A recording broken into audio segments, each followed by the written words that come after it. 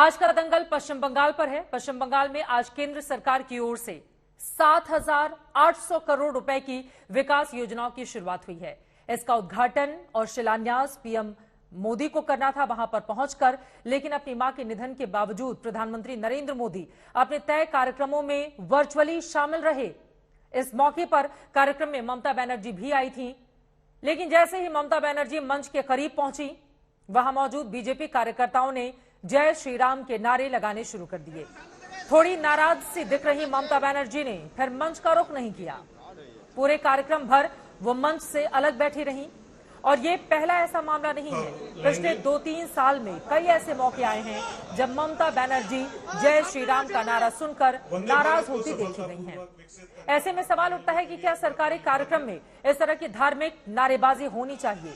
क्या ममता बनर्जी जय श्री राम के नारे से नाराज होकर ही मंच पर नहीं जाने का फैसला किया? क्या ममता बनर्जी का इस तरह के नारे से नाराज होना जायज है? ऐसे तमाम सवालों पर आज के दंगल में होगी बड़ी चर्चा, लेकिन उसके पहले ये रिपोर्ट देखिए।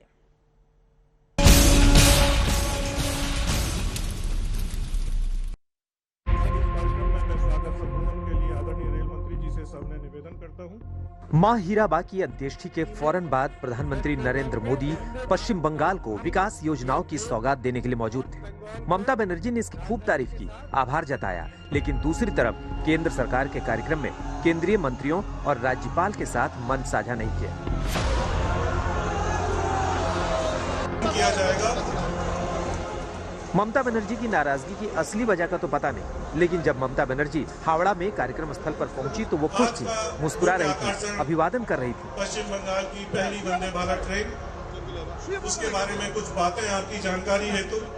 थोड़ी देर में ममता बनर्जी मंच की ओर बढ़ी, लेकिन बीच में प्लेटफॉर्म पर रखी 3 कुर्सियों के पास जाकर खड़ी हो गई और देखते ही देखते जय श्री राम के नारे लगने लगे।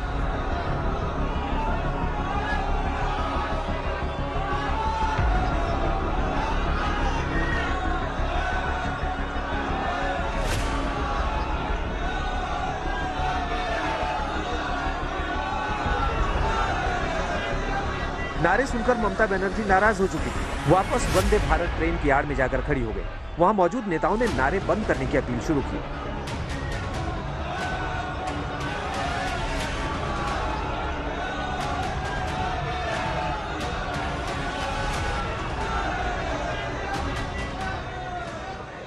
पहले टीएमसी के सांसद प्रसून बनर्जी ने हाथ से इशारा किया, फिर एक अधिकारी ने भी हाथ जोड़कर नारे नहीं लगाने का इशारा किया। फिर केंद्रीय मंत्री सुभाष सरकार काफी देर तक लोगों को चुप कराते रहे। उसके बाद रेल मंत्री अश्विनी वैष्णव ने भी आगे आकर नारेबाजी बंद करने को कहा।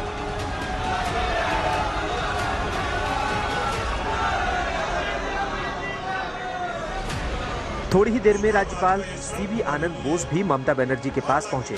उधर मंच से भी शांति बनाए रखने की अपील होने लगी। कार्यक्रम शुरू होने से पहले ममता बनर्जी को मंच पर ले जाने के लिए मनाने की कोशिश शुरू हुई।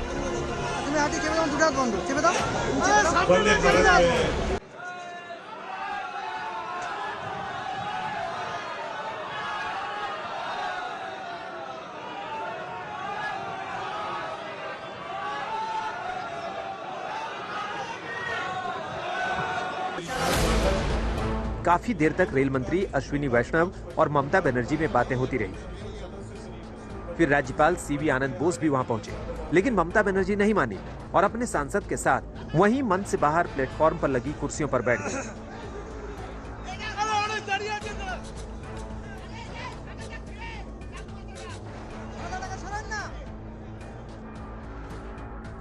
उधर मंच पर राज्यपाल और केंद्रीय मंत्री बैठे थे। उनसे 20-30 फीट दूर ममता बनर्जी। सभी के लिए प्रेरणादायक। कार्यक्रम की शुरुआत हुई तो रेल मंत्री अश्विनी वैष्णव ने पश्चिम बंगाल को दिए जा रहे तोहफों में पीएम मोदी के योगदान की चर्चा की। वेस्ट बंगाल को वंदे भारत का उपहार दिया है। ये अत्याधुनिक ट्रेन। ममता बनर्जी ने फौरन अपने नोट्स मांगे, शायद कुछ आंकड़े देखे, और जब उन्हें बोलने का मौका मिला तो ममता ने 5 में से 4 रेलवे प्रोजेक्ट्स को अपनी कामयाबी बताया। एक आधुनिक रेलवे नेटवर्क का निर्माण होगा। Sir, you'll be happy to know today is my happiest day because my dream project when I was the railway minister, that Taratala Joka, I inaugurated this Along with I invited Pratibha Patil ji, the then president. करते हुए हालांकि ममता बनर्जी जब तक वहां मौजूद रहीं, तब तक कभी मोदी मोदी तो कभी जय श्री राम के नारे लगते रहे।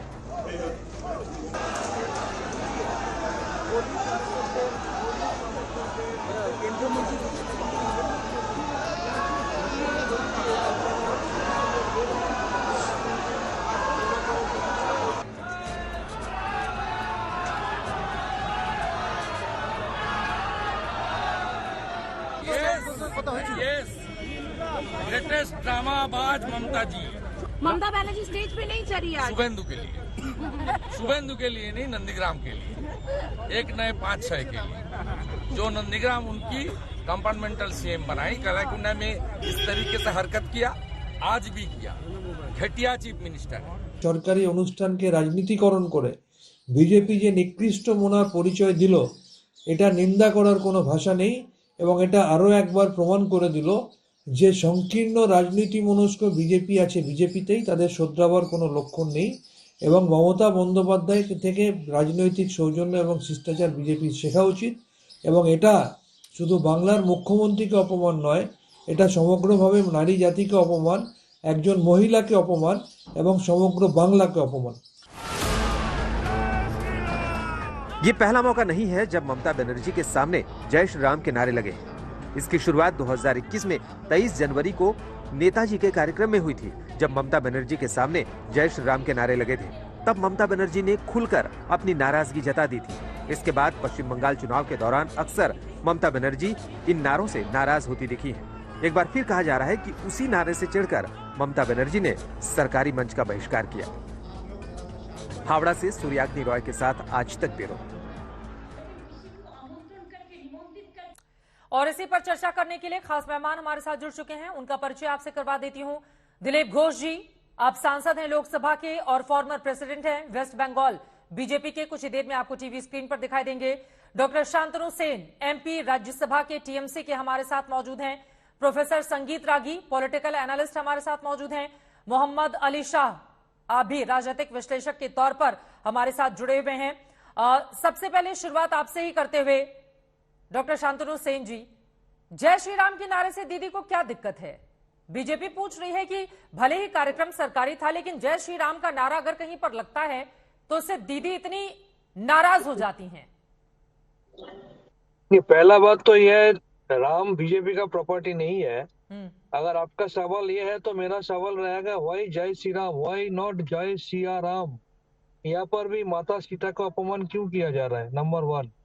नंबर 2, ये बीजेपी का जेनेटिक कॉन्फ़िगरेशन है, वो कभी नहीं सुधरने वाला है।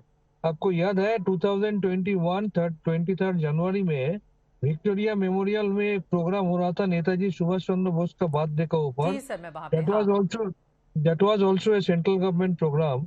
वहाँ पर हमारा लर्नेड प्राइम मिनिस्टर का होते हुए उनका प्रेजेंस में जिस तरीके से बीजेपी का कैडर लोग पर्पसफुली ममता बनर्जी को रिडिक्यूल किया, और आज दोबारा हमने देखा एक सेंट्रल गवर्नमेंट का प्रोग्राम जहां पर प्राइम मिनिस्टर वर्चुअली थे, जहां पर कपल ऑफ सेंट्रल मिनिस्टर्स थे, गवर्नर थे, वहां पर पर्पसफुली जिस तरीके से बंगाल की 3 बार चुने गए मुख्यमंत्री, देश की एकमात्र महिला मुख्यमंत्री, जो देश की भूतपूर्व रेल मंत्री भी रहे और जो बहुत सारे दफ्तर की मंत्री रहे और बहुत बार सांसद भी रही, किस तरीके से पर्पसफुली उसको टीज किया। लेकिन जय श्री राम में ऐसा क्या है जिससे ममता बनर्जी, आप कह रहे हैं जय सिया राम, ठीक है, जिसको जय सिया राम बोलना है जय सिया राम बोले, जिसको जय श्री राम बोलना हो जय श्री राम बोले।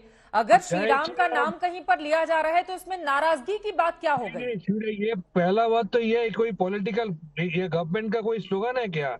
ये वंदे मातरम या जनगण मन है क्या? It was a government programme, number 1।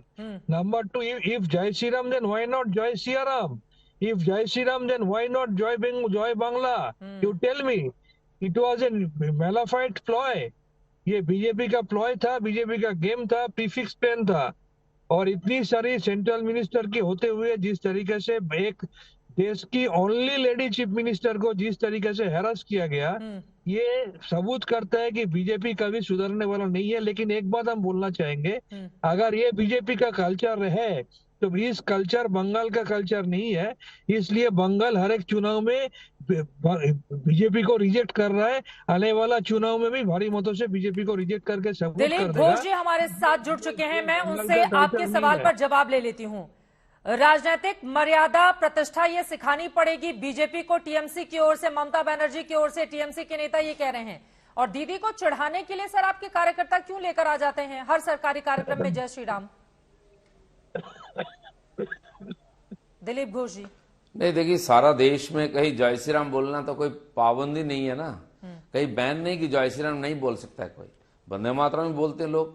अब टीएमसी वाले जय बांग्ला बोलते हैं, पता नहीं बंगाल में जय बांग्ला, वो तो बांग्लादेश का, वहां लोग नाराज भी होते हैं कि बांग्लादेश का जो नारा था स्वतंत्रता संग्राम का वो यहाँ चल रहा है, बात अलग है। ये बात सही है कि ममता बनर्जी को बोलने से थोड़ा ज्यादा जोश में आ जाते हैं लोग, क्योंकि यहाँ जय श्री राम बोलने के कारण ममता बनर्जी लोगों को जेल में भेजा था।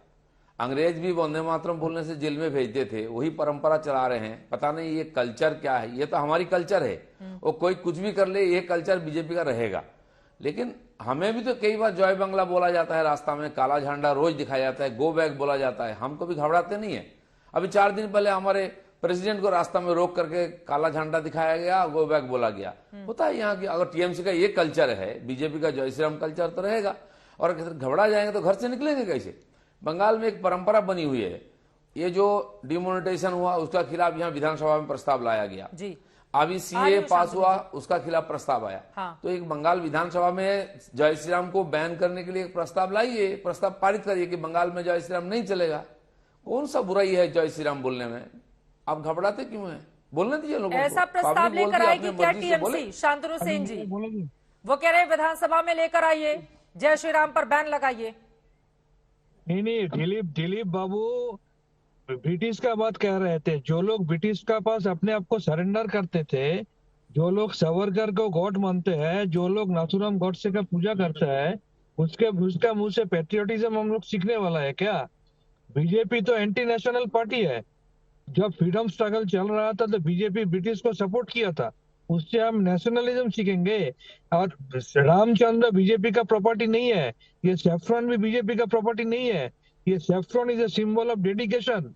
जो सिंबल इंडिया का नेशनल फ्लैग में है, ये सेफ्रॉन योगी आदित्यनाथ का सेफ्रॉन नहीं है। और ये राम जी भगवान है, वो सबका अंदर में रहता है। सर फिर तो आप अपनी बात पे फंस जाएंगे ना शांतनु सेन जी। आप कह रहे हैं कि बीजेपी का नारा तो है नहीं जय श्री राम, तो फिर बीजेपी के कार्यकर्ता अगर बोल देते हैं तो फिर दिक्कत क्यों हो जाती है? लेकिन उसको पॉलिटिकल टूल की हैसियत से ये लोग यूज क्यों करेगा? राम जी एक भगवान में हम लोग क्या बोलता है, जय भोलेनाथ, जय काली, जय दुर्गा। रास्ते में पॉलिटिकल लड़ा होता है क्या? हम लोग का तृणमूल का जब प्रोग्राम होता है हम लोग बोलता है जय भोलेनाथ, जय काली, जय दुर्गा, हम लोग तो नहीं बोलता। ठीक है, आपकी बातों पर जवाब ले लेती हूं, कुछ तकनीकी दिक्कत भी आ गई है। दिलीप घोष जी सवाल तो महत्वपूर्ण है ना, सरकारी कार्यक्रम अब बीजेपी का कार्यक्रम रहे तो अब उसमें जय श्री राम बोले, जय सिया राम बोले, जो भी नारे लगाइए, लेकिन एक सरकारी कार्यक्रम की अपनी मर्यादा होती है। और आप भी दिलीप घोष जी जानते हैं इस बात को कि ममता बनर्जी जहां जहां बीजेपी के कार्यकर्ता जय श्री राम के नारे लगाते हैं उसके बाद वो नाराज होती हैं। बीते 2-3 सालों में हम सब ने देखा है। तो आपके कार्यकर्ता मौके की ताक पर रहते हैं कि जैसे ही दीदी दिख जाए उनके सामने बोल दो जय श्री राम। नहीं, डॉक्टर साहब जो बोल रहे हैं उनको मालूम नहीं, वो तो राज्यसभा में रहते हैं, उनके लोकसभा के जो मेंबर हैं वो कई बार जय मां काली नारा लगाते हैं। जैसे हम जय श्री राम बोलते हैं, जय मां काली बोलते हैं। देखिए, जय श्री राम कौन लगाएगा नहीं लगाएगा अलग बात है, ये पब्लिक राय है। पूरा हिंदुस्तान में लोग बड़े गर्व के साथ बोलते हैं।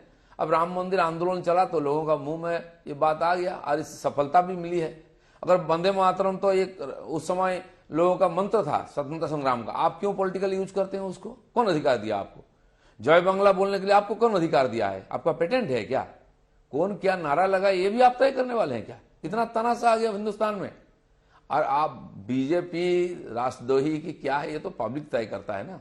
आपने पैसा का बंडल लेके मिजोरम गए, त्रिपुरा गए, आसाम गए, गोवा गए, हाथ क्या लगा? 0। तो सारा हिंदुस्तान जान गया कौन नेशनलिस्ट है और एंटी नेशनल कौन है। तो अभी तो सीए होने के बाद यहाँ गाड़ी जलाया जाता है, ट्रेन जलाया जाता है, बस जलाया जाता है, हर जगह में एंटी नेशनल एक्टिविटी होती है। पूरा देश के देखिए गैंगस्टर और टेररिस्ट आके बंगाल में छुपे हुए हैं, चाहे मिजोरम का टेररिस्ट हो, चाहे पंजाब का गैंगस्टर हो, चाहे सिमी जमात अलकायदा का लोग जिला जिला में पकड़े जा रहे हैं, बम बंदूक की आवाज आ रही है। वो क्या सिखा रहे हैं? ना तो एडमिनिस्ट्रेशन आता है इनको, ना राजनीति आती है ठीक से, ना देश के बारे में कोई कंसेप्शन इनके पास में है। कल परसों होम मिनिस्टर, प्राइम मिनिस्टर के बारे में ममता बनर्जी क्या बोलती थी? कमर में रस्सी बांध के ले जाएंगे। अब पता नहीं इनके सामने कैसे किस चेहरा से आते हैं। तो इसलिए बात जो करते हैं थोड़ा तोल मोल के बोले, लिखे पढ़े डॉक्टर हैं, उनकी बात भी थोड़ा समझने का लायक होना चाहिए। रास्ता का आदमी जैसा बात नहीं करनी चाहिए। इसमें क्या है ना, अपना गरिमा भी खराब होती है। भारतीय जनता पार्टी अपना विचारधारा लेकर समाज के सामने गया है, पूरा देश इसको स्वीकार किया है, इसलिए बीजेपी केंद्र में और 20 राज्यों में राज कर रही है। तो आगे मतलब भी करेगी। नारे से ही नाराज होकर नहीं गई ना मंच पर ममता बनर्जी? कौन सा नेता है आप? जी, आप कह रहे हैं कि नारे से ही नाराज होकर मंच पर नहीं गई ममता ना, दीदी? तो हमेशा नाराज होती है लोग, इसीलिए आरा जोश में बोलते हैं। आप जानते हैं 3 साल पहले यहाँ जय श्री राम बोले थे, रास्ता में लोग खड़े होके तो उनको 12 लोगों को जेल में डाल दिया था। ये कौन सा मानसिकता है भाई? रोज हमको गो बैक बोलते हैं, जय बांग्ला बोलते हैं, हमें तो खुशी होती है, हम हाथ दिखाते हैं लोगों को। बोलिए कहीं हमने रिएक्ट किया है? तो इतनी ऊंचा राजनीति क्यों करते हैं? इतनी छोटी मन से क्यों इतने देश में, बड़े देश में राजनीति करते हैं? मन थोड़ा बड़ा बनाइए, अगर देश में राज करना है तो तब लोग स्वीकार कर लेंगे। शांतनु जी, सीधे आपके पास आते हुए उन्होंने जो बातें कही हैं ये भी सवाल है, और पहले से ही 3 कुर्सियां लगी हुई थी जहां पर ममता बनर्जी जाकर खड़ी हो गई। मंच पर शुभेंदु अधिकारी भी थे, तो नाराजगी इस बात की तो नहीं थी? बहुत तंज कस के गए हैं वो हमारी रिपोर्ट में ममता बनर्जी के ऊपर। इसके पहले हम ये बोलना चाहेंगे दिलीप बाबू को। दिलीप बाबू सीए के बारे में बात कर रहे थे, तो उनको जरा मेहरबानी करके ये पूछिए कि सीए अगर उनको लागू करना है तो 3 साल में रूल क्यों नहीं फ्रेम हो पाया? अगर सीए उनको लागू करना है तो होम मिनिस्टर जी आके बंगाल में एक बात बोलता है और असम में जाके दूसरा बात क्यों बोलता है? अगर सीए उनको लागू करना है तो यहाँ पर उन लोगों का स्टेट में जो लीडर है आपस में क्यों लड़ते हैं सीए के खिलाफ, सीए के बारे में? और ममता, शुभेंदु अधिकारी का बात मत लीजिए। शुभेंदु अधिकारी अगर खुद शीशा का सामने खड़ा हो जाएंगे तो उसका अपना आंख उसको डाउन हो जाएगा, उसको ये आंसर मिलेगा कि वो सही तरीके से चुनाव जीता नहीं है, वो लोड शेडिंग करके गलत तरीके से चुनाव जीता हुआ है। शुभेंदु अधिकारी को पॉलिटिकल एस्टेब्लिशमेंट जितना मिली थी उतना मिला था ममता बनर्जी के लिए। अभी वो पैसा लेते हुए पकड़ा गया बोल के वो बीजेपी ज्वाइन कर लिया, सीबीआई का एफआईआर में उसका नाम है। शुभेंदु अधिकारी के साथ ममता बनर्जी को कंपेयर मत कीजिए। ममता बनर्जी अभी आपकी बात सही है, लेकिन शुभेंदु अधिकारी ने ही नंदीग्राम में उनको हराया है ना, ये एक दूसरा तथ्य तो है ही। उस पर ज्यादा नहीं जाते हुए, क्योंकि नंदीग्राम में पहली बार चुनाव के दौरान जब ममता दीदी पहुंची हुई थी, सर मैं मौजूद थी उस रैली में, देखिए जहां पर चंडिका पाठ, माँ काली का पाठ करते हुए तरीके से चुनाव नहीं हुआ। हाँ, वो सब्जुडिस इशू है। लोकतंत्र में उन्होंने जीता है, उसको अस्वीकार करते हैं।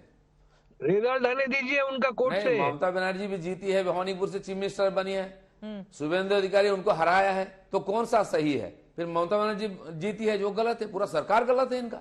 जिनका लोकतंत्र पर भरोसा नहीं, लोगों का मतों पर भरोसा नहीं, वो कैसे लोकतंत्र में राजनीति कर सकते हैं? ऐसे लोग, ऐसे पार्टी को तो लोकतंत्र से बैन करना चाहिए, जो लोकतंत्र पर जिनको भरोसा नहीं है, प्रश्न उठाते हैं।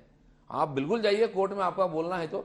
लेकिन ममता बनर्जी को हरा दिया शुभेंदु ने, ये उनको हजम ही नहीं हो रहा है कैसे भी। अरे हमारे बड़े नेता भी हारे हैं, देश में बड़े बड़े नेता बार बार हारे हैं। हार जीत होता है लोकतंत्र में, आप उसको पचा नहीं पाओ, उसको मानोगे नहीं तो लोकतंत्र कैसे मानोगे? तो ऐसे पार्टी को लोकतंत्र में नहीं रहना चाहिए। हमारी लोकतंत्र का ऊपर अपमान है टीएमसी। अभी तक हजम नहीं कर पाई है टीएमसी। शुभेंदु अधिकारी ने हरा दिया था नंदीग्राम से ममता बनर्जी को। हमको देख के अच्छा लग रहा है कि दिलीप बाबू का दिल में फिर से शुभेंदु बाबू के लिए प्यार आ गया। अभी कुछ ही दिन पहले जो तारीख पे तारीख का राजनीति हो रहा था तो दोनों अलग रास्ते में चल रहे थे। अरे आपके बारे में प्यार है, कोई दुश्मन नहीं हमारे, प्यार रखिए। आपके बारे में प्यार है, ममता बनर्जी का प्यार है, लेकिन हम ऐसा ऊंचे बात नहीं करते हैं। आकर के लॉजिक से बात करिए, लोकतंत्र की बात करिए, संविधान की बात करिए। जब आप एमपी हैं, आपके लिए प्यार है, हमारे दिल में भी आपके लिए प्यार है दिलीप बाबू। लेकिन ये बात मान के चलिए कि वो एक सब्जुडिस इशू है। शुभेंदु अधिकारी को भी खुद पता है कि किस तरीके से उन्होंने चुनाव जीते हैं। एक बार कोर्ट का रिजल्ट आने दीजिए, सब दूध का दूध पानी का पानी हो जाएगा। उसको भी मालूम है किस लिए वो बीजेपी ज्वाइन किया है। सबको भी मालूम है। रिजल्ट आएगा तो आपका आधा पार्टी तो जेल में जाएगा। अब लौट आते हैं मेन मुद्दे पर जिस पर हम लोग चर्चा कर रहे हैं। रिजल्ट आ जाए आपका पूरा सरकार जेल में जाएगा। दिलीप घोष जी, लेकिन लौट आते हैं एक बार फिर से जय श्री राम पर लौट आते हैं। दिलीप घोष जी, आपने कहा कि हमें भी प्यार है टीएमसी के नेताओं से, ममता दीदी से भी। लेकिन ये वाला जो आप लोगों का जय श्री राम वाला प्यार है ना, वो तो सच है ना कि ममता बनर्जी को चढ़ाने के लिए आपके कार्यकर्ता बार बार इस नारे का, स्लोगन का इस्तेमाल करते हैं और इसी वजह से ममता बनर्जी नाराज होती हैं। हमने कोलकाता में भी देखा था, नेताजी के कार्यक्रम में भी देखा था। इसके पहले जो आप जिक्र कर रहे थे कि रास्ते में जब उनकी गाड़ी जा रही थी तो कार्यकर्ता उनको देखकर जय श्री राम के नारे लगाने लगे थे। तो आपके कार्यकर्ता भी तो उनको चढ़ाने के लिए स्लोगन का इस्तेमाल करते हैं ना। ऐसा तो है नहीं कि धार्मिक भावनाओं को बिल्कुल अचानक से उबार आ जाता है और फिर जय श्री राम के नारे लगने लगते हैं। अब दीदी को देखकर जय श्री राम क्यों याद आते हैं बीजेपी के नेताओं को? नहीं, देखिए, खाली दीदी को नहीं है, लोग ऐसे ही जोश में बोलते हैं। और गांव-गांव में खाली हमारे कार्यकर्ता नहीं है, आम पब्लिक भी बोलती है। जहां थोड़ा जोश आता है लोगों को पता नहीं क्यों लगता। और ममता बनर्जी अगर नहीं छेड़ते, अगर नहीं गुस्सा आती तो लोग नहीं करते। अब लोग राजनीति कर रही हैं, अब लोग नेता है, आपको तो सहन भी करना चाहिए। ममता बनर्जी लोगों को जेल में डाल दें, कोई जय श्री राम बोल दिया, कोई गुनाह है क्या? ये गैरकानूनी है क्या? हाँ, ऐसा करके खुशी मिलती है आप लोगों को? नहीं, पब्लिक तो कुछ भी करेगा। नहीं, मुझे भी रोज बोलते हैं, गो बैक बोलते हैं। बोलिए, हम राजनीति छोड़ दें क्या? ये होता है क्या लोकतंत्र में? उकसावे की राजनीति सही है क्या, दिलीप घोष जी? उकसावे क्या, आज भी देखिए, हम मेमोरेंडम देने जा रहे हैं, लोगों को पीट रहे हैं रास्ता में। आज भी मारपीट हो रही है। हम पब्लिक मीटिंग कर रहे हैं, तोड़ रहे हैं गाड़ियों को, हमारे नेताओं को घेरते हैं रास्ता में। शुभेंदु को घेरते हैं, हमारे अभी प्रेसिडेंट हैं डॉक्टर सुकांतो मजूमदार, उनको घेरते हैं रास्ता में। वो घूम नहीं सकते। हमारे 100 नेता को यहाँ दिया हुआ है सिक्योरिटी। क्यों? इस प्रकार पॉलिटिक्स क्यों चलेगा देश में, लोकतंत्र में? आप अपना बात नहीं कर सकते, आप मीटिंग नहीं कर सकती। पूछिए डॉक्टर साहब को, हमको ना हॉल देते हैं, ना सभा करने के लिए मैदान देते हैं। आज भी ये सिचुएशन है, मैं यहाँ खड़ा होकर बोल रहा हूँ, कभी भी कैंसिल हो जाता है। क्यों? अब इनको बोलने का कहाँ मुंह है कि वंदे मातरम से डरते हैं, बीजेपी से डरते हैं? ऐसा नहीं होता है राजनीति में। आप छोड़िए राजनीति करने के लिए। ठीक है, शांतनु जी से मैं इसका जवाब लूंगी, लेकिन एक और सवाल दिलीप घोष जी, बहुत पुराना है। आप ही के जवाब में से ये सवाल निकला है। देखिए, उकसावे की राजनीति, वो पश्चिम बंगाल के मुख्यमंत्री हैं, एक बहुत बड़े मैंडेट के साथ एक बार फिर से वहां की जनता ने उनको चुना है। ऐसे में धार्मिक नारा लगाना आपके कार्यकर्ताओं की ओर से, तो उससे चिढ़ना स्वाभाविक है। जरा आप सोचिए कि अगर किसी और धर्म के लोग कोई और नारेबाजी वहां पर करने लगते तो बीजेपी के लोगों को कैसा लगता? तो जानबूझकर ही किया जाता है ना कि फिर वो नाराज हो जाए, फिर वो खबर बने, फिर आप लोग पूरा माहौल दिखाएं। अरे हमें तो सुनिए, हमें रोज जय बांग्ला बोला जाता है, हम नहीं चिढ़ते हैं। हम जहां जाते हैं रास्ते में लोग खड़े होते हैं, काले झंडा दिखाते हैं, कहीं होता है क्या? मैं भी यहाँ की स्टेट प्रेसिडेंट था, मैं विधानसभा विधायक था, मैं लोकसभा में था। और जब से राजनीति में जब बीजेपी जीतने लगा तब से हमारे साथ ऐसा होता है। और ये तो हम खाली मुंह में बोलते, भगवान के नाम में गाली तो नहीं दिया, गोबक नहीं बोला, मारा भी नहीं। हमारे कितने लोगों को मार दिया, आज भी मारा। 45,000 केस दिया हमारे नाम पर, कहीं इधर से उधर जाए किसी का नाम पर केस दे देते हैं। कहाँ इनकी मन में थोड़ा सा तो उदारता आना चाहिए। और आप लोकतंत्र की बोल रहे हैं, नेता बोल रहे हैं। जो एक नेता को लोगों ने जिताया वोट दे करके एमएलए बने हैं, जबकि ममता बनर्जी को हरा दिया, आज भी उसको स्वीकार नहीं कर रहे हैं। कैसे हो सकता है ऐसे? लोकतंत्र को भी नहीं मानेंगे आप, इसको स्वीकृत नहीं देंगे। आज बंगाल के जनता ने एकमात्र पार्टी भाजपा को जिना है, विधानसभा में हम ही हैं, कांग्रेस सीपीएम खत्म हो गया, 30-30 साल राज किए हैं। आप उसको स्वीकार नहीं करेंगे, मानेंगे नहीं घटना को, आप जबरदस्ती करेंगे। आज भी हमारे साथ दादागिरी करेंगे। अब ममता बनर्जी यहाँ खड़ी है, मैं उसके पीछे ही बैठा था जी। हम हमारे स्टेट प्रेसिडेंट, हम लोग चुपचाप बैठे थे पीछे, ये सब देख रहे थे और नारा भी लग रही थी। नारा तो लगेगा ही, जहां इस प्रकार प्रोग्राम होता है, पीएम को देखते हैं लोग, हमेशा बोलते हैं। आप घबरा जाएंगे तो राजनीति छोड़ दीजिए, आपको राजनीति में रहने का अधिकार नहीं है। ठीक है, आप जिस एमएलए का जिक्र कर रहे हैं, शुभेंदु अधिकारी का एक बयान आया है, जरा वो सुना देते हैं। उसके बाद डॉक्टर शांतनु जी मैं फौरन आपके पास आ रही हूं, जरा सुनते हैं। नंदीग्राम से जीते, विधायक बने, बीजेपी के बड़े नेता भी बन चुके हैं शुभेंदु अधिकारी ने। आज जब ममता दीदी नाराज हुई, उसके बाद क्या दी है प्रतिक्रिया, सुनिए। लेटेस्ट ड्रामाबाज Mamata ji, nation and sacrifice, ये देख के हम सब पब्लिक रिप्रेजेंटेटिव को आगे काम करना चाहिए। अपने कर्तव्य पर निष्ठा, ये देख को भारत की सब ब्यूरोक्रेट और पब्लिक रिप्रेजेंटेटिव को सीखना चाहिए। ममता बनर्जी स्टेज पे नहीं चढ़ी आज। शुभेंदु के लिए, शुभेंदु के लिए नहीं, नंदीग्राम के लिए, एक नए 5-6 के लिए। जो नंदीग्राम उनकी कंपार्टमेंटल सीएम बनाई, कलाकुंडा में इस तरीके से हरकत किया, आज भी किया। घटिया चीफ मिनिस्टर है। রাম যদি ভগবান হন তার নাম উচ্চারণ, তাকে পুজো করা, এই জায়গায় তো কোনো বিতর্ক নেই, তো সবাই। তো এখন বিষয় হচ্ছে সৌজন্য অসৌজন্যের একটা ফারাক থাকে, স্থান কাল পাত্র, এইটা একটা বড় বিষয়। अब दो मुद्दे हैं डॉक्टर शांतनु सेन जी।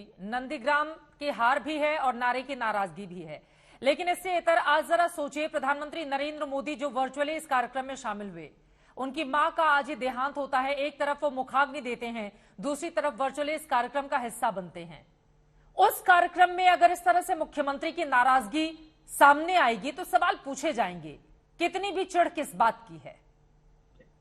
मेरा 3 आंसर है। पहला आंसर, दिलीप बाबू जो बोल रहे थे कि यहाँ पर उन लोगों को बोलने नहीं दिया जाता है, इससे सबसे बड़ा एग्जाम्पल तो हम लोगों ने देख लिया 13 सितंबर, जो डेमोक्रेटिक मूवमेंट का नाम में किस तरीके से कलकत्ता शहर में वेंडलिज्म किया, हुलिगनिज्म किया, गवर्नमेंट ऑफिसर को मारा, गवर्नमेंट प्रॉपर्टी तोड़ा।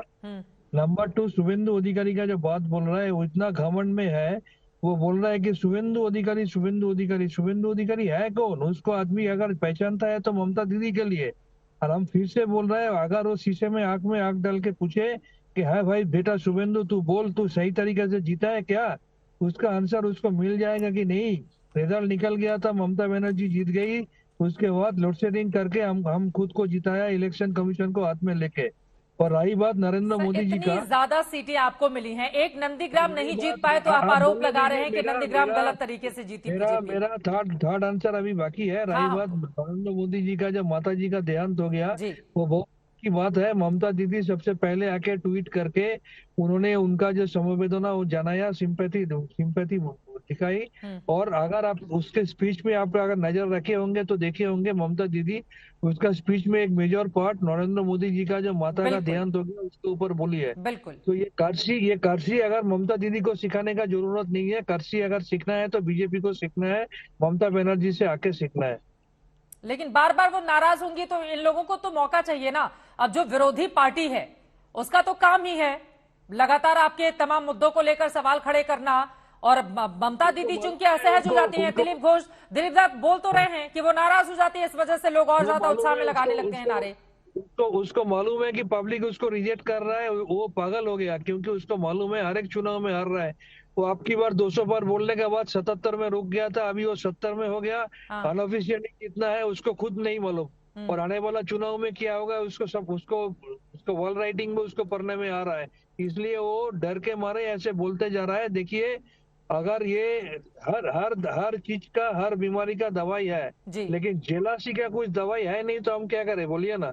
अभी ममता दीदी से इतना वो जलती है कि ममता दीदी का पॉपुलैरिटी इतने बार कैसे जा रहा है, और हम लोग पब्लिक से इतना रिजेक्टेड कैसे हो जा रहा है। कौन जलता है? जलन से उन लोग ऐसे कर रहा है। Thank you. बीजेपी जलता है ममता दीदी का पॉपुलैरिटी से, इसलिए वो जल के मारे ऐसे कुछ कर रहा है, लेकिन जलन का दवाई है नहीं। अब जलन की दवाई है नहीं, वो कह रहे हैं ममता बनर्जी की पॉपुलैरिटी इतनी ज्यादा है कि बीजेपी के नेता जलते हैं उनसे। और अब तो 24 में भी बहुत ज्यादा समय बाकी नहीं रह गया है दिलीप। कल अगर पुलिस,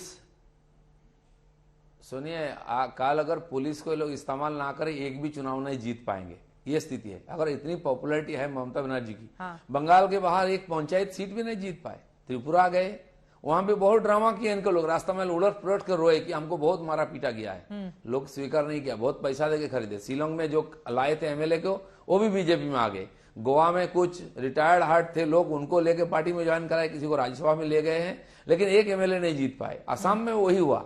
अगर ममता बनर्जी इतनी पॉपुलर है तो एक सीट तो कहीं निकाल लेते बंगाल के बाहर, क्योंकि बिना पुलिस का आपकी राजनीति नहीं चलेगी। अरे केजरीवाल जी भी तो कल आए राजनीति में, आए 2-3 स्टेट जीत लिए, कहीं के एमएलए भी निकाल लिए।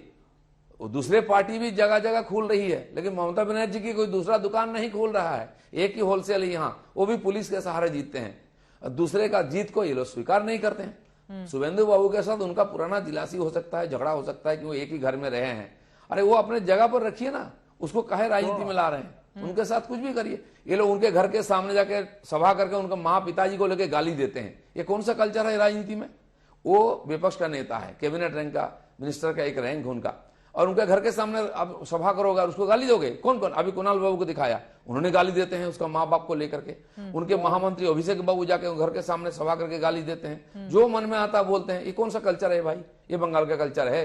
ये हमको कल्चर सिखा रहे हैं। ठीक है, अब थोड़ा चर्चा को विस्तार देते हुए दिलीप घोष जी, ठीक है, ममता बनर्जी का घर गए, उनकी माताजी का पैर छुए जी, वहां से सीखना चाहिए। उनके माताजी भी अटल जी से उम्र में कम होते होंगे उस समय, उनका पैर छू के प्रणाम की थी, और ये हमको सिखा रहे हैं। ठीक है, लेकिन कई बार हमने इसी राजनीति में खासतौर से पश्चिम बंगाल में मर्यादाओं को टूटते हुए भी देखा है दोनों ही तरफ से। लेकिन जरा विस्तार देते हुए इस पूरे डिबेट को, दिलीप घोष जी एक और सवाल है। ममता बनर्जी की ओर से कहा गया ये जो रेल प्रोजेक्ट, रेल परियोजनाओं को लेकर बीजेपी इतना ढोल पीट रही है, हल्ला बोल रही है, दरअसल 5 में से 4 तो वही लेकर आई थी, और इसका श्रेय लेने की भी सियासत है क्या ये जो इस वक्त नजर आ रही है पश्चिम बंगाल में? वो कह रही है इसका क्रेडिट तो मुझे ही जाता है। देखिए नहीं, ममता बनर्जी ने सारे जगह पत्थर उगाड़ दिए थे, ये होगा वो होगा, एक पैसा कहीं नहीं दिया। और रेल मंत्री थी, रेल में चढ़कर आके मुख्यमंत्री बनी है, उस समय घोषणा कर दी थी ये करेंगे वो करेंगे, एक पैसा नहीं दिया। अभी जोका का जो मेट्रो का उद्घाटन हुआ प्रधानमंत्री के हाथों द्वारा, उसमें क्या कंट्रीब्यूशन उनका है, उन्होंने बोल दिया था कहां कहां मेट्रो लगाएंगे, मुंह में घोषणा कर दिए थे, एक पैसा नहीं दिया। आज प्रदेश में सरकार में होते हुए एक पैसा नहीं दिया। अभी जो ये जो हावड़ा टू न्यू टाउन जो मेट्रो बना है ईस्ट वेस्ट, वो भी सरकार का हाथ में था, राज्य सरकार का, लेकिन वो नहीं कर पाए, फिर केंद्र सरकार को हाथ में लेकर के उसको पूरा करना पड़ा। बोलने में कोई पैसा थोड़ी ना लगता है, आप सबको वादा करिए, सबको बोलिए, ये उनकी राजनीति है। हर इलेक्शन में एक ही जगह के फाउंडेशन स्टोन रखते हैं, लेकिन काम पूरा नहीं होता है, चाहे हॉल बोलिए, सड़क बोलिए, कुछ भी बोलिए। तो ये राजनीति पॉपुलर पॉलिटिक्स ये लोग करते रहते हैं, करने दीजिए। लेकिन नरेंद्र मोदी जी ने सबका साथ सबका विकास की राजनीति बोली और स्लोगन भी लगाया, वो देखने को पता चलता है। बंगाल में हमारी सरकार नहीं है, आज 7,500 करोड़ का प्रोजेक्ट का उद्घाटन हो गया। पिछले महीना आए थे 50,000 करोड़ का हाईवे का प्रोजेक्ट माननीय गडकरी जी उद्घाटन करके गए, जो बंगाल में ही है। हमें क्या जरूरत थी? लेकिन बंगाल के लोगों को भी विकास का लाभ मिलना चाहिए, तभी सबका साथ सबका विकास होगा।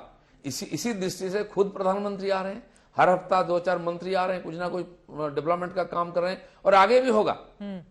अब जो अनाज मिलता है गरीब कल्याण योजना का, उसमें सबसे ज्यादा लाभ 8 करोड़ लोग बंगाल के जिनको फ्री में अनाज मिलता है राशन का, क्यों दे रहे हैं? हमें बंगाल को अलग नहीं देखना है। आप सोचे, ये लोग बंगाल को अलग मानते हैं, जय बांग्ला बोलते हैं, देश का कोई भी बात हो उसका विरोध करते हैं, इसी में उनका राजनीति पनपता है। लेकिन भारतीय जनता पार्टी एक भारत श्रेष्ठ भारत मानता है, इसलिए जो भी काम करता है पूरा देश के हर व्यक्ति का लाभ हो। यहाँ नारेगा में सबसे ज्यादा पैसा आता है, खर्चा भी होता है लेकिन काम नहीं होता है, सबसे ज्यादा घोटाला उसमें है। आवास योजना में गांव गांव में जाइए, कहीं घर नहीं दिखेगा, पैसा आ गया, खा गए, उसका इंक्वायरी चल रही है, सबसे बड़ा इशू है वो घोटाले का। भी शिक्षा विभाग में घोटाला है, ऐसा कोई विभाग नहीं है जहां पैसा, सरकारी पैसा लूट नहीं होता है।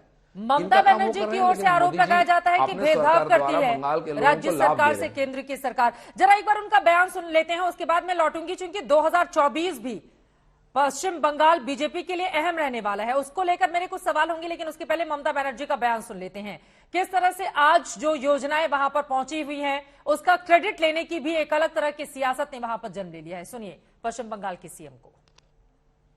Out of 4-5 projects, sir, 4 projects in my time, but now you are inaugurating, I am very happy. At least it is completed. One new train you have given Vande Bharat today, it is very good. I thank you so much for this. वो शुक्रिया भी अदा करती हैं, इसके साथ ही उसका credit भी लेती हैं। लेकिन अब थोड़ा सा आगे विस्तार देते हुए देखिए, 2 बड़े आरोप जो ममता बनर्जी की ओर से लगाए जाते हैं। पहला यह कि राज्य सरकार के साथ केंद्र सरकार भेदभाव करती है, पैसे नहीं देती है। और दूसरा सवाल यह, आप कह रहे हैं कि वहां पर आपकी सरकार नहीं है, बावजूद इसके केंद्र की बहुत सारी परियोजनाएं वहां पर लाई गई हैं। 18 सांसद भी तो उसी पश्चिम बंगाल ने दिए हैं ना, 3 से 77 सीटों पर उसी पश्चिम बंगाल ने आप लोगों को पहुंचा कर दिया है। तो कामकाज तो आप लोगों को भी दिलीपदा करना ही होगा वहां पर, वरना 24 में जनता पूछेगी ना कि सांसदों ने क्या किया, क्या लेकर आए दिल्ली से। नहीं करने का कोई मतलब ही नहीं है। मैं तो वही कह रहा हूं, यहां सरकार नहीं होते हुए भी, इसके पहले भी हमारा सांसद नहीं थे, हमारा एमएलए नहीं थे। अभी 3.5 साल से हम लोग जितना शुरू किया है उस समय भी किया है। आज जितना बड़ा प्रोजेक्ट देख लीजिए, सब जितनी बड़ी हाईवे है सब केंद्र सरकार को दिया हुआ।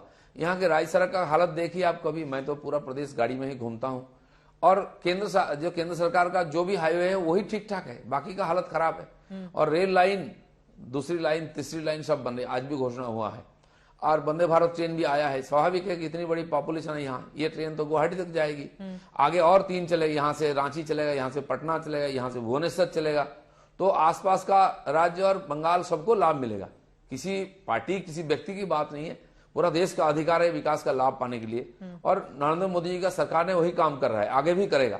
विकास किसको बोलते हैं, देश की 140 करोड़ लोगों का अभी पता चला। 70-75 साल के बाद घर में बैठ के रेशन मिल रहा है, उसका पक्का छत मिल रही है, शौचालय मिल रही है, गरीब किसान को 6,000 रुपए मिल रहे हैं महीना में, साल में, कौन दिया था? और 2.5 साल से फ्री राशन आज भी दे रहे, दुनिया में कोई देश नहीं दिया, और आगे 1 साल मिलेगा, ये भी घोषणा हो गया है। इतनी तंगी के समय भी दुनिया में हाहाकार चल रहा है।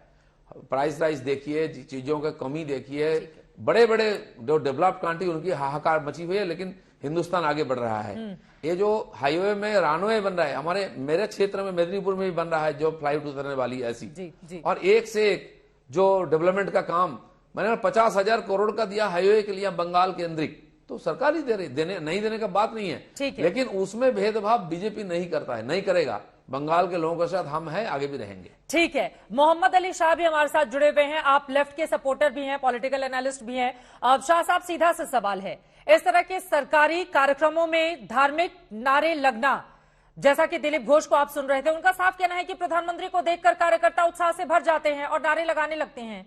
दिक्कत होनी चाहिए थी या नहीं होनी चाहिए थी ममता बनर्जी को? जी शुक्रिया, आप मेरे पास बहुत देर से आई, लेकिन मैं कहूंगा कि आप दुरुस्त आए। ठीक है, देखिए, मैं सबसे पहले आपके चैनल के माध्यम से हमारे प्रधानमंत्री साहब को मैं कंडोलेंस पे करता हूं, और बहुत दुख की बात है कि किसी के भी पेरेंट को खोल देना बहुत दुख की बात है, वाकई में सबको दुख है इसके बारे में। अच्छा, अब मैं ये कहूंगा कि बचपन में हमने सब ने एक कहावत सुनी थी, और हम सब ये बात मानते भी थे, जो जितना चिढ़ता है उसको उतना ही चिढ़ाया जाता है। इस बात से सब सहमत होंगे।